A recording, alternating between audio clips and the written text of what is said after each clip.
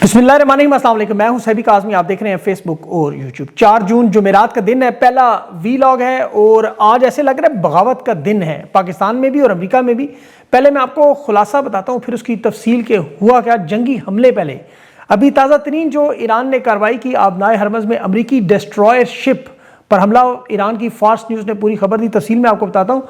America में Trump के खिलाफ बगावत फूट पड़ी, सेनेट में ट्रंप का तारीखी शिकस्त का सामना, अमरीकी इस्टेब्लिशमेंट ट्रंप पर रंदा फेर गई, बढ़ के मारते मारते फैसला साजी के इख्तियारात ख़त्म और ट्रंप की गिरती हुई मकबूलियत है और उसके अलावा तेल का बहरान, मुआशी तबाही, फौजी जंग के बाद अब एक नई जंग ट्रंप ने छेड़ दी। किसके साथ, वो भी तफसील आपके सामने होगी।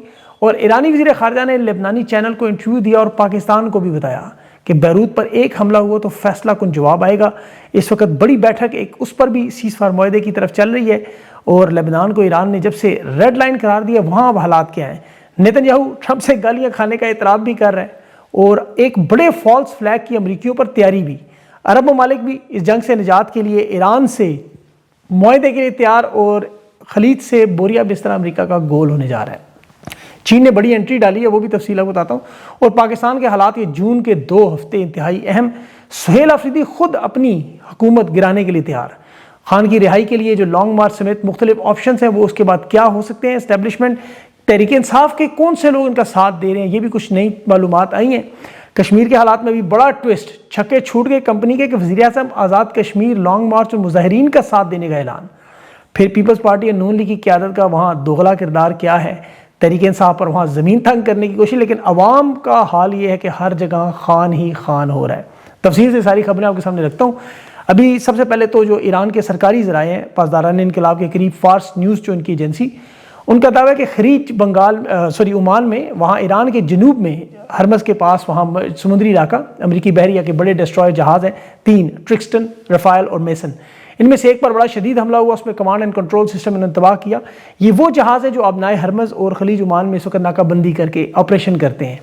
अमेरिकन सेंट्रल कमांड ने तो ज़ाहिर उसकी तरदीद की, हो सकता है ये कुछ देर बाद उसकी तस्दीक भी कर दें, क्योंकि ईरान ने इस पर जो एंटी शिप मिसाइल मारे हैं उसकी बराह रास्त वीडियो भी जारी कर दी हैं और ये अपने हर हमले के बाद सबूत ज़रूर पेश करते हैं, क्योंकि उन्हें पता है वहाँ से वो तरदीद कर देते हैं। अमेरिका की तरफ से रिपोर्ट आई है कि तेहरान के जनूब में इन्होंने ईरान की कुछ तनसीबात पर हमले किए, लेकिन उन तनसीबात की कोई तफसीलात नहीं है कि कहाँ था और क्यों था। रात को ईरान के 2 हवाई अड्डों पर भी इन्होंने हमला करने का दावा किया है, लेकिन उसकी भी कोई तफसीलात नहीं है। इसी तरह ईरान के अलबत्ता जो शहीद ड्रोन की कुवैत के एयरपोर्ट पर सोमवार को जो बाकायदा खोल के दुनिया को दिखाया गया कि देखें कितना शानदार एयरपोर्ट हमने बनाया है, मतलब ठीक किया है, वो भी तबाह होने की वीडियो मंजर यहाँ पे आ चुकी है। और ट्रंप की भी ताज़ा तरीन वीडियो मुज़ाकरात की भीख की सामने आई, जिसमें से कहा हमारी बातचीत हो रही है, लेकिन मुआहदा पता नहीं होगा कि नहीं होगा। इस वीकेंड पे फैसला होगा। और अब जो बड़ा मामला शुरू हो चुका है, ये जो खबर है इस वक्त दुनिया में बहुत बड़ी खबर है, दुनिया भर के मीडिया आउटलेट्स पे छाई है, ये ट्रंप के खिलाफ अमेरिका में बगावत है। अरकान नुमाइंदगान जो इसके, उन्होंने बड़ा झटका दिया। 215 के मुकाबले में 208 वोटों से करारदाद मंजूर।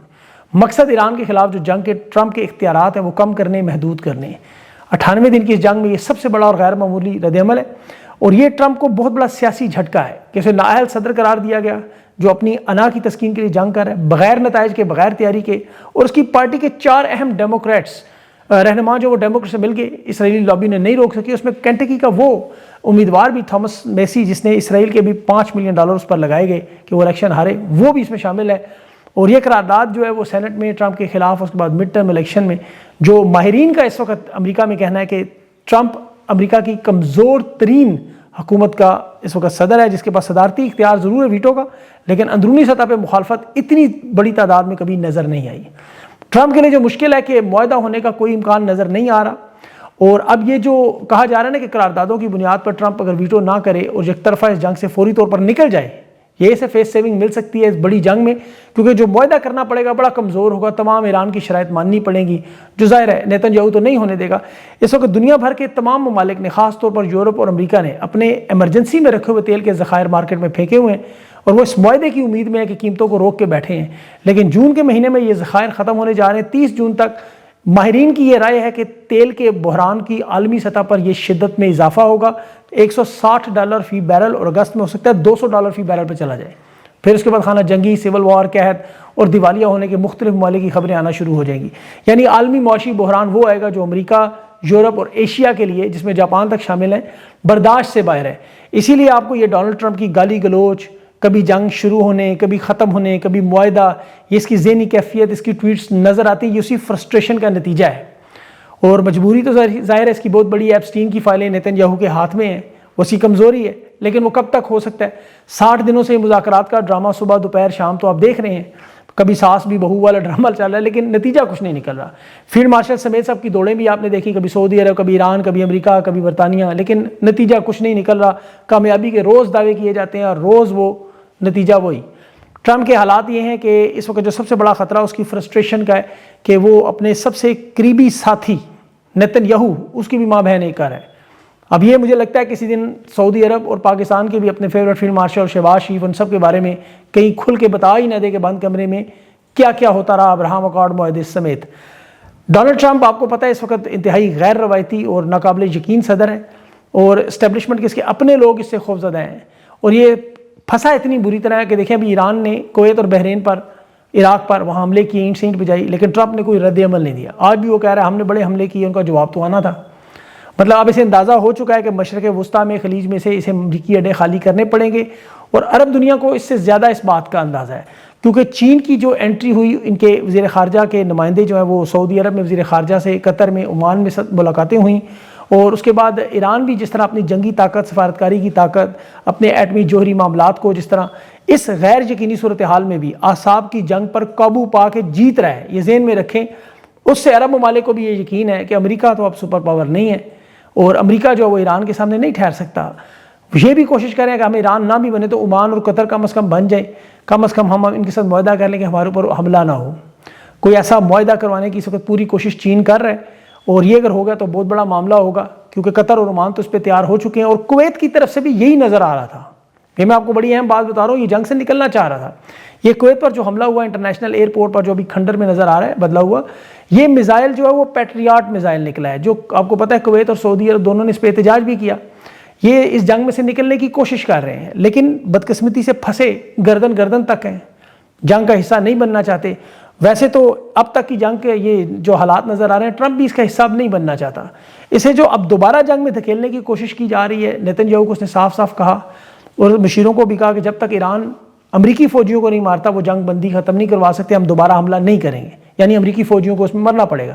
یہ سب سے بڑا دباؤ ہے دوبارہ حملے کا، اور اس میں وہ کہہ رہا ہے کئی مہینے ہم یہ جھڑپیں یا حملے برداشت کر لیں گے، اور نیتن یاہو یا پھر عرب امارات کو ایک بڑا فالس فلیگ آپریشن کرنا پڑے گا۔ ویسے تو دیکھیں وہ ذلت کس مقام پہ پہنچ چکا ہے، نیتن یاہو کے فارم 47 کی حکومت جیسے پاکستان میں ہے، وہ اپنے انٹرویو میں خود تصدیق کر رہا ہے کہ مجھے واقعی ٹرمپ نے گالیاں دی ہیں، خود مان رہا ہے، لیکن کہتا ہے ہم خاندان کی طرح صبح لڑتے ہیں، شام کو ایک ہو جاتے ہیں، اور یہ تو ہم پاکستان میں بھی دیکھ چکے ہیں۔ اقتدار کے مفادات کا یہی گیم ہے ساری۔ بہرحال ٹرمپ اس وقت اس مشکل کا شکار ہے کہ جو دنیا میں ہر جنگ شروع کرنے والا اس مشکل کا شکار ہوا کہ بند کیسے کریں۔ دیکھیں شروع کرنا تو بڑا آسان ہے، ایک میزائل، ایک ڈرون حملہ اور جنگ شروع، لیکن پھر بند کیسے کرتے ہیں؟ حالات آپ کو مجبور کرتے ہیں، اور اس میں معیشت سب سے اہم کردار ادا کرتی ہے۔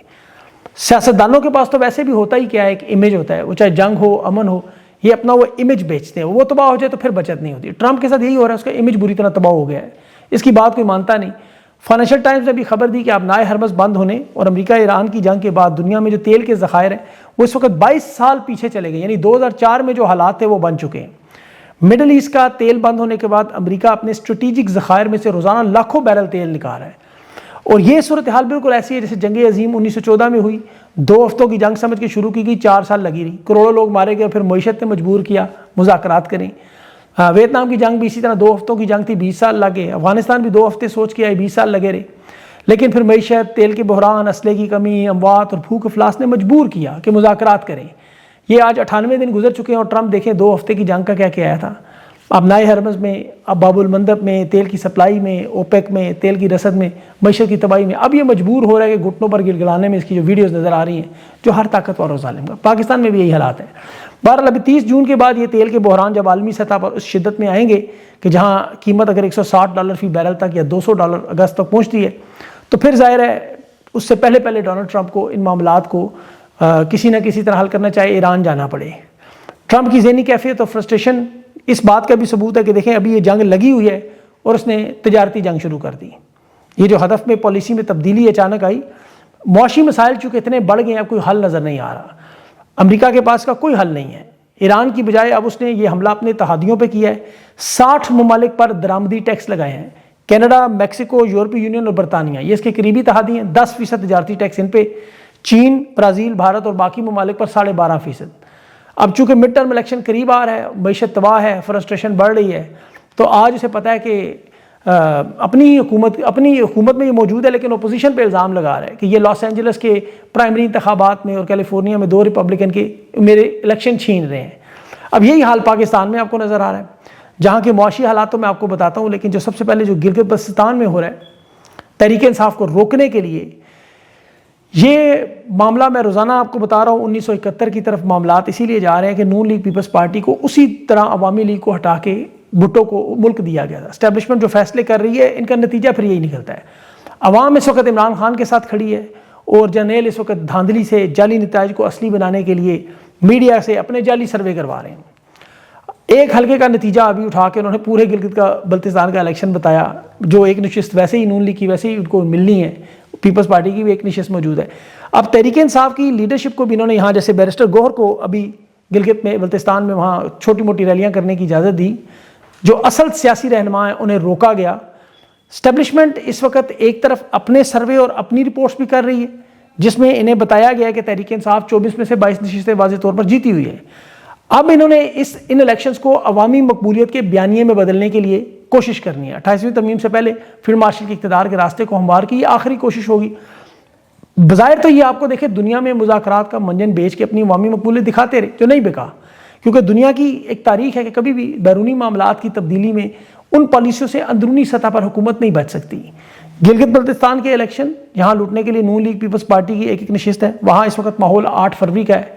پاکستان کا حساس ترین علاقہ گلگت بلتستان اور کشمیر، وہاں پر عوامی رائے صرف اور صرف عمران خان۔ اسٹیبلشمنٹ کو خود سمجھایا جا رہا ہے کہ دیکھیں نوجوان غصے میں، انہیں ووٹ دینے دیں، بعد میں نتائج میں گڑبڑ کر دیں، الیکشن والے دن نہ کریں، کہ وہاں پالیسی بن چکی ہے کہ یہ نوجوان ووٹ بھی ڈالیں گے، پولنگ اسٹیشن کے باہر پہرا بھی دیں گے، پھر پریزائڈنگ افسر کے ساتھ بھی جائیں گے، ریٹرننگ افسر کے درس سے نتائج لے کے نکلیں گے۔ یہاں گڑبڑ کی تو پھر یہ کہیں کا نہیں چھوڑیں گے۔ اور یہ میں آپ کو کیوں کہہ رہا ہوں کہ ابھی آپ دیکھیں آزاد کشمیر میں جو لانگ مارچ کی 9 جون کو آپ کو پتہ ہے وہاں لانگ مارچ ہے، جو مظفر آباد تمام قافلوں کو لے کر آنا ہے عوامی ایکشن کمیٹی نے۔ یہاں وزیر اعظم آزاد کشمیر وہ فیصل راٹھور نے بڑا عجیب و غریب بیان دیا، اس نے کہا میں 9 جون کو مظاہرین کے لیے وزیر اعظم ہاؤس کے دروازے کھول دوں گا۔ اس کا کہنا ہے کہ میں وزیر اعظم ہوں ریاست کا، یہاں کوئی آپریشن نہیں ہونے دوں گا، اور یہ داغ اپنے ماتھے پہ نہیں لے کے جاؤں گا کہ میرے دور میں ریاست کے شہریوں پر تشدد ہوا یا آپریشن ہوا۔ اب یہاں یاد رکھیں کہ اسٹیبلشمنٹ کی طرف سے بڑا سخت دباؤ ہے، انہوں نے اس افسر کو یا ان افسران کو جو 26 مئی میں یا پہلے آزاد کشمیر میں گولیاں چلا چکے انہیں تعینات کیا کہ طاقت سے دبایا جائے، لیکن حکومت اور پھر مظاہرین اگر اکٹھے ہو گئے، وزیر اعظم بھی ساتھ ہوا، تو یہ وہی عوامی لیگ بنگلہ دیش والا 1971 والا معاملہ، جہاں ایک طرف شیخ مجیب عوامی لیگ تھی اور دوسری طرف جنرل یحییٰ خان اس کے گلو باٹ تھے۔ نتیجہ جو نکلا وہ آپ جانتے ہیں۔ اب خیبر پختونخوا کے حالات بھی مختلف نہیں ہیں، وہاں پر تو حالات اس لیے خطرناک ہو چکے ہیں کہ بجٹ کا معاملہ ہے۔ سہیل آفریدی پر اس کی حکومت پر یہ دباؤ ڈالا جا رہا ہے کہ یہ بجٹ ہر صورت میں پیش کریں اور سرپلس بجٹ پیش کریں، ورنہ ان کے خلاف عدم اعتماد لائی جائے گی۔ ابھی انہوں نے تازہ ترین جو شیخ افضل مروز یہ پیغام دیا کہ علی مین گنڈا پور کے پاس 25 ایم پی ہیں، اسٹیبلشمنٹ کے پاس 25 ایم پی ہیں، اور 92 کے ایوان میں یہ اکثریت رکھتے ہیں، تو یہ عدم اعتماد لا کے نیا وزیر اعلیٰ منتخب کر لیں گے۔ 92 کے ایوان میں 47 اراکین سادہ اکثریت کے لیے ہوتے ہیں۔